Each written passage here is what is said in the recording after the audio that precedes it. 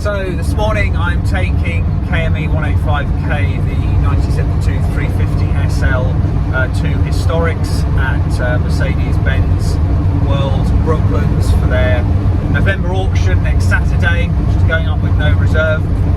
It's been an excellent project with this car, but it's time for it to find a new home. Since I've had her in the garage, done the timing chain, done the mechanical valve adjustment, various hoses and things under the bonnet, changed the injector seals, had the manifold air pressure sensor refurbished courtesy of the SL shop, new Coney red shocks all round, front subframe bushes, rear subframe bushes, and a full wheel alignment with Mitchell leather tyres to include the camber and the caster, and as a result she is driving very well indeed.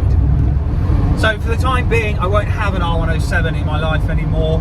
The 450 SL that I had project car last year, I have unfortunately had to move that on as well because it just wasn't getting the time with the welding torch that it needed, and so I've moved that on to someone else who will hopefully keep up the good work that I have started so far. But it has, both cars have impressed upon me just how rewarding the R107 can be to drive. I mean, particularly the 70s ones. You know, this one, when I drive it, I mean, I'm heading down up the A3 in a bit to go to Brooklands, and I have to really stop and remind myself sometimes that I'm driving a 50-year-old car, because it feels like I'm driving something of a design age at least 10 years younger. And particularly now that this one has been mechanically sorted, I trust it implicitly in the way that I would trust a modern car.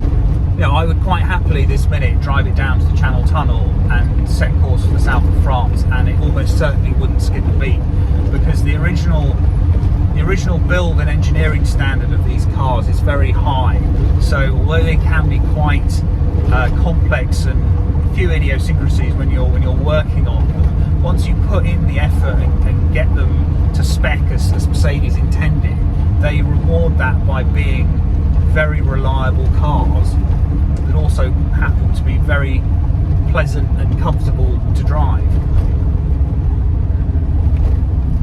And I'd like to particularly mention the SL Shop parts department. They have been unfailingly helpful in my R107 journey. One of the things about the R107 is that although it was fundamentally the same car in 1989 as it was in 1971, there were lots of small configuration changes throughout the production run, and particularly if you're working on one of the early cars, there are a lot of parts which are subtly different from the later cars, and the SL shop, whenever I've emailed, called them, given them what I'm looking for, they're always very quick to respond, very quick delivery. One of the things I really like about them is that they keep a lot of parts in stock, so even if it's quite an obscure part, the chances are they'll have something on the shelf. So thank you in particular to Thomas Hook, the parts department manager, and also to Stuart and Charlie, who I've dealt with on a number of occasions, who've always replied to me very swiftly and accurately. They're a great resource for the R107 in the UK. So I have every intention of returning to the R107 at some point in the future.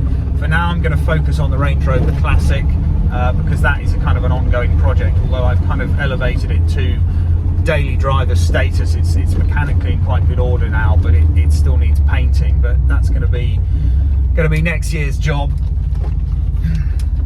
But for now, if anyone wants a nice early R107 V8,